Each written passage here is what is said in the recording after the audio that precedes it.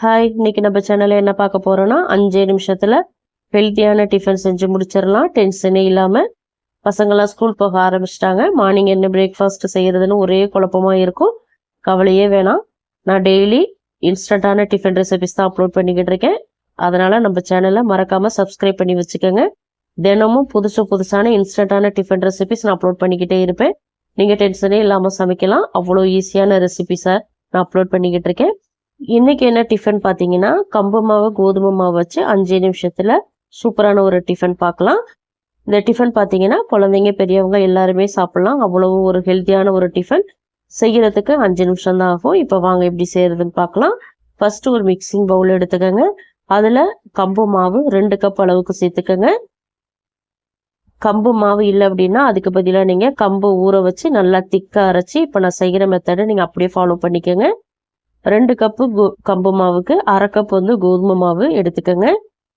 இப்போ இது ரெண்டையும் நல்லா ஈவனா மிக்ஸ் பண்ணி விட்டுக்கோங்க. 2 மாவையும் நல்லா ஒன்னா கலந்து விட்டுக்கோங்க. இப்போ மாவு நல்லா கலந்தாச்சு.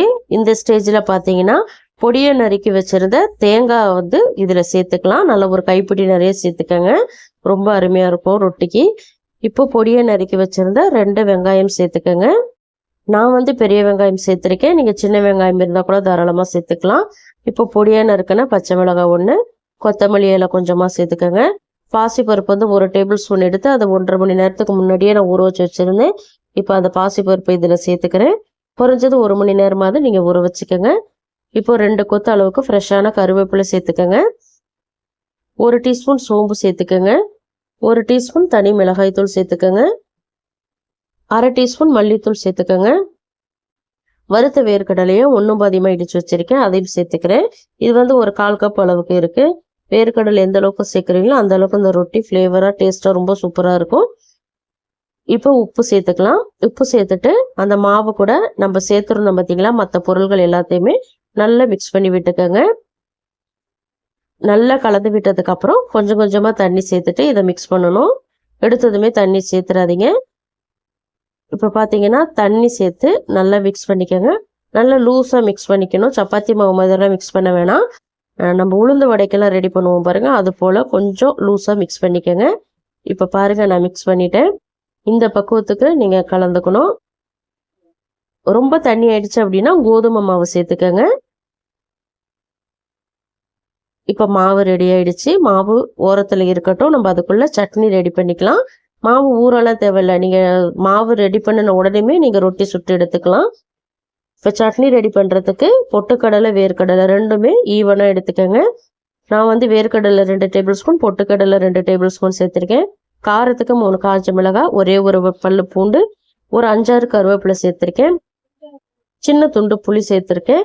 இப்போ இதில் கொஞ்சமாக தண்ணி சேர்த்துட்டு நல்லா ஃபைனாக அரைச்சி எடுத்துகிட்டு வந்துடுங்க. நான் தேங்காயெல்லாம் எதுவுமே சேர்க்கல. சிம்பிளாக இருந்தாலும் சட்னி அவ்வளோ டேஸ்ட்டாக இருக்கும். சட்னி அரைச்சிட்டு வந்துட்டேன். நான் பவுலுக்கு மாற்றிக்கிறேன்.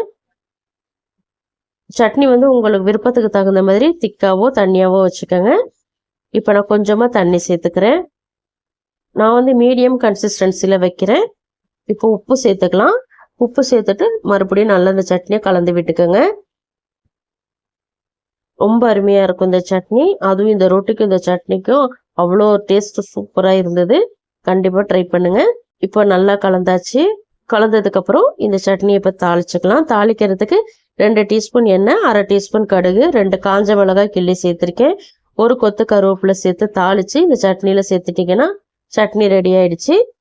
இப்போ இந்த சைடு பார்த்தீங்கன்னா தோசைக்கல்லை நான் ஹீட் பண்ணி வச்சுருக்கேன். நல்லா லோ ஃப்ளேமில் வச்சுக்கோங்க. இப்போ இதில் நம்ம மிக்ஸ் பண்ணி வச்சுருந்த மாவை சேர்த்துட்டு கையில் தண்ணியை தொட்டுட்டு நீங்கள் தட்டினீங்க அப்படின்னா ரொம்ப ஈஸியாக தட்ட வந்துடும். எந்த அளவுக்கு மெலிசா தட்ட முடியுமோ அந்த அளவுக்கு மெலிசா தட்டிக்கங்க. இப்போ நான் தட்டி விட்டுட்டேன். இது நல்லா குக் ஆகட்டும். மீடியம் அல்லது லோ ஃப்ளேமில் வச்சுட்டு குக் பண்ணுங்க. இப்போ இந்த ரொட்டி குக் ஆகிறதுக்காக எண்ணெய் சேர்த்துக்கலாம். எண்ணெய் உங்கள் விருப்பத்துக்கு தகுந்த மாதிரி அதிகமாகவும் கம்மியாகவும் சேர்த்துக்கோங்க. எண்ணெய் அல்லது பட்டர், கீ எது வேணாலும் யூஸ் பண்ணிக்கலாம். இப்போ இந்த ரொட்டி நல்லா குக் ஆகட்டும். அது வெந்ததுக்கு அப்புறம் உங்களுக்கே டிஃப்ரெண்ட் தெரியும். கலர் நல்லா சேஞ்ச் ஆயிருக்கும். இப்போ பாருங்க கலர் நல்லா சேஞ்ச் ஆயிருக்கு பாருங்க. இப்போ அடியில் ஓரளவுக்கு நல்லா குக் ஆயிருக்கு. திருப்பி விட்டுக்கலாம்.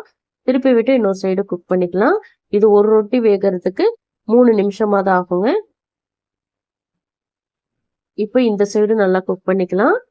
நல்லா கோல்டன் கலர்ல நமக்கு வரும். பார்க்கறதுக்கே ரொம்ப அழகா இருக்கு பாருங்க. டேஸ்ட்டும் ரொம்ப சூப்பரா இருக்கும். இப்போ மேலே வந்து லைட்டா எண்ணெய் தேய்ச்சிக்கலாம். இப்போ அடியிலையும் வெந்துருச்சு, திருப்பி விட்டுக்கலாம். 2 சைடுமே இப்போ நல்லா குக் ஆயிடுச்சு. பிளேட்டுக்கு மாத்திக்கலாம். எந்த அளவுக்கு நல்லா கலர்ஃபுல்லா இருக்கு பாருங்க. இந்த அளவுக்கு நீங்க குக் பண்ணிக்கணும். இந்த ரொட்டி பாத்தீங்கன்னா சுட சுட சாப்பிட்றதுக்கு ரொம்பவே நல்லா இருக்கும். நல்லா கிறிஸ்பியா இருக்கும். அதே போல இந்த வேர்க்கடலையோட கடிச்சு சாப்பிடும்போது இன்னும் டேஸ்ட் அதிகமா இருக்கும். அதனால மறக்காம வீட்டில் உள்ளவங்களுக்கு இந்த ரொட்டியை செஞ்சு கொடுங்க, விரும்பி சாப்பிடுவாங்க. இப்போ நான் பிளேட்டுக்கு மாத்திக்கிறேன். இந்த தோசைக்கு இப்போ செஞ்சிருக்கிற இந்த வேர்க்கடலை சட்னி மட்டும் இல்லைங்க, தேங்காய் சட்னி கூட ரொம்ப அருமையா இருக்கும். அப்படி இல்லைன்னா பூண்டு ஊறுகாய், மாங்காய் ஊறுகாய், அது போல ஊறுகாய் வகைகள் வச்சு சாப்பிடுங்க, இன்னும் சூப்பரா இருக்கும். இந்த ரெசிபியை கட்டாயமா மிஸ் பண்ணிடாம உங்க வீட்டில் ட்ரை பண்ணி பாருங்க. ட்ரை பண்ணி பார்த்துட்டு உங்க ஃபீட்பேக்கை மறக்காம எனக்கு கமெண்ட்ல சொல்லுங்க. இது போல தினமும் நான் ஒரு இன்ட்ரெஸ்டிங்கான டிஃபன் ரெசிபிஸ் அப்லோட் பண்ணிக்கிட்டே இருப்பேன். அதனால நம்ம சேனலை மறக்காம சப்ஸ்கிரைப் பண்ணி வச்சுக்கோங்க. உங்களுக்கு ரொம்பவே யூஸ்ஃபுல்லா இருக்கும். காலையில டென்ஷன் இல்லாம சமைக்கலாம். இந்த டிஃபன் ரெசிபியை கட்டாயமா உங்க வீட்டில் ட்ரை பண்ணி பார்த்துட்டு ஃபீட்பேக்கை எனக்கு மறக்காம கமெண்ட் பண்ணுங்க. இந்த டிஃபன் ரெசிபி பிடிச்சிருக்கும் நம்புறேன். பிடிச்சிருந்தா லைக் பண்ணுங்க. உங்க ஃப்ரெண்ட்ஸ் அண்ட் ஃபேமிலி மெம்பர்ஸ் எல்லாருக்குமே நிறைய நிறைய நிறைய ஷேர் பண்ணி விடுங்க. இது போல இன்ட்ரெஸ்டிங்கான ரெசிபிஸ் தெரிஞ்சுக்கணும்னு நினைச்சீங்கன்னா மறக்காம அனிதா டேஸ்டிக்கார தமிழ் சேனலை சப்ஸ்கிரைப் பண்ணி ஃபாலோ பண்ணிக்கோங்க. தேங்க்ஸ் ஃபார் வாட்சிங் ஃப்ரெண்ட்ஸ். பை.